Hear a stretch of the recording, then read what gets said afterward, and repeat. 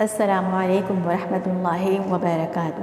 رب زدنی علما، اے میرے رب میرے علم میں اضافہ فرما، آمین۔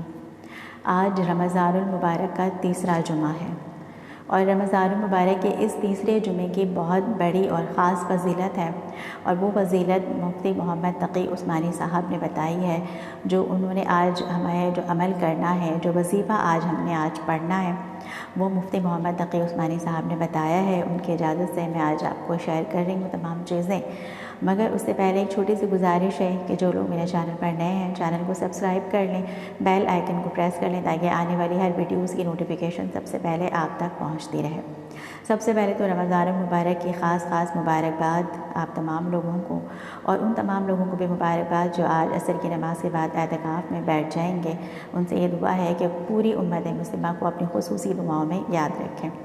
آج رمضان المبارک کا تیسرا جمعہ ہے، اور تیسرے جمعے کے دن جو آپ نے وظیفہ کرنا ہے، مفتی محمد تقی عثمانی صاحب نے جو بتایا ہے، وہ وظیفہ ہر بیماری، ہر پریشانی سے نجات کے لیے آپ یہ وظیفہ پڑھ سکتے ہیں۔ اگر کسی کو کوئی بھی تکلیف ہے، کوئی بھی بیماری ہے، کوئی پریشانی ہے، چھوٹی بڑی جیسی بھی کوئی بھی بیماری ہے آپ کو، تو آپ پورے اعتقاد کے ساتھ، پورے خلوص اور یقین کے ساتھ آپ اس وظیفے کو پڑھیں، تو انشاءاللہ عز و جل اللہ تعالیٰ اپنی رحمت اور برکت سے اور اس وظیفے کے صدقے سے آپ کی وہ تمام مشکلات اور وہ تمام بیماریاں آپ سے دور فرما دے گا، آپ کو اس سے نجات عطا فرما دے گا انشاءاللہ۔ وظیفہ کیا ہے؟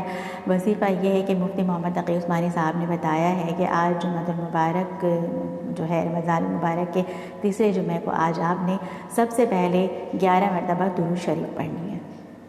اس کے بعد آپ نے سورۃ القدر 21 مرتبہ پڑھنی ہے، سورہ الم نشرح 21 مرتبہ پڑھنی ہے۔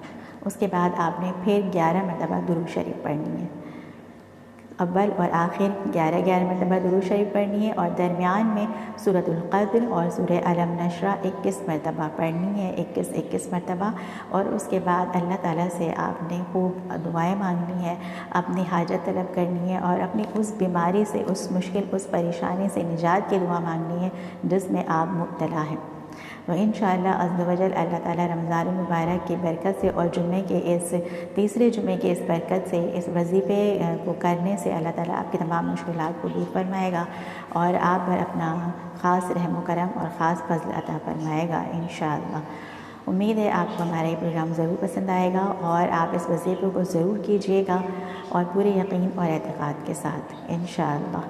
مجھے دیجیے اجازت، وما علینا الا البلاغ۔